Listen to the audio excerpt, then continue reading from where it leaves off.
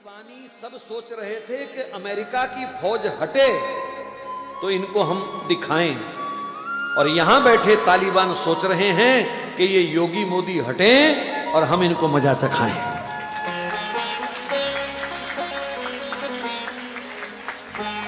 और अगर तुमने इनको खो दिया तो फिर अगले 50 साल तक, जब तक हमारी जिंदगी, मैंने इसलिए 50 बोला, जो बैठे हैं कोई 50 जिएगा, कोई 20 जिएगा, कोई 10 जिएगा, भगवान के हाथ है वो तो। सिवाय रोने के हमारे पास कुछ नहीं होगा, हाथ मल मल करके छाती पीटने के सिवाय हमारे पास कुछ नहीं होगा। मैं उनका पक्ष सिर्फ इसलिए लेता हूं कभी कभी क्योंकि इन्होंने हमारे धर्म की सेवा की है, इन्होंने निष्काम होकर के हमारे देश की सेवा की है। ये वंशवाद को लेकर के नहीं लड़ रहे, इन्होंने अपने बच्चों के नाम एफडीआं नहीं कराई हैं, इन्होंने कोई अपने 800 करोड़ के बंगले नहीं बनाए हैं, इन्होंने कोई इत्र की फैक्ट्रियां भी नहीं लगाई हैं। इनका जो कुछ है वो देश के लिए है, देश के हित में है।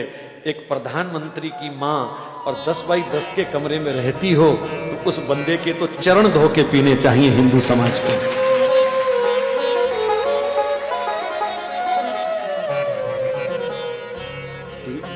ये देश त्याग का पुजारी है और इस त्याग को भी पूजना पड़ेगा। हो सकता है यहां कोई उनके विरोधी दल के बैठे हों, लेकिन अगर हिंदू हो तो फिर विरोध छोड़ दीजिए। बनता ही नहीं है विरोध करना भैया, किसी भी एंगल से विरोध बनता ही नहीं है। वर्तमान समय तो कहता है एकजुट होकर के आंख बंद करके समर्थन करो बस। जो मेरे देश के साथ खड़ा है, जो मेरे धर्म के साथ खड़ा है, जो रामकृष्ण के साथ खड़ा है, जो गाय माता के साथ खड़ा है, हमको उसी के साथ खड़े होना है, बस बात खत्म।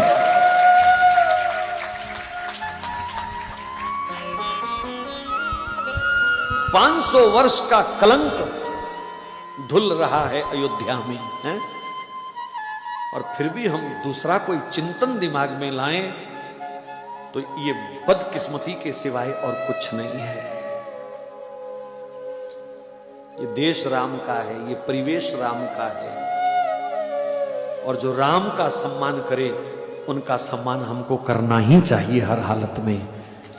कोई दूसरी राय नहीं है, बात खत्म।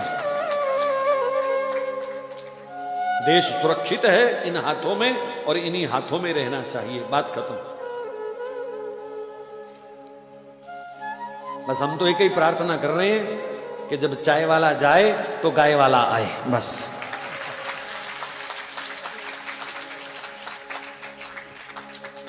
और कोई मंशा नहीं है, बस। ये परमात्मा ऐसी विभूतियों को कभी कभी कृपा करके भेजता है। धनुष बाण लेके स्वयं वो बहुत इमरजेंसी में आता है, अपनी विभूतियों को वो भेजता है। और ये भी विभूतियां हैं हमारी, इसलिए आंख बंद करके समर्थन करना चाहिए। ये मेरा आपको व्यक्तिगत सुझाव है, बस, और कुछ नहीं है। ये व्यक्तिगत सुझाव है। देश विदेश में बहुत लोग कथा को सुन रहे हैं, लाइव भी सुन रहे हैं, बाद में भी सुनेंगे। मैं सबको प्रार्थना कर रहा हूं कम से कम अपना हित पहचानने की आदत डाल लो अब।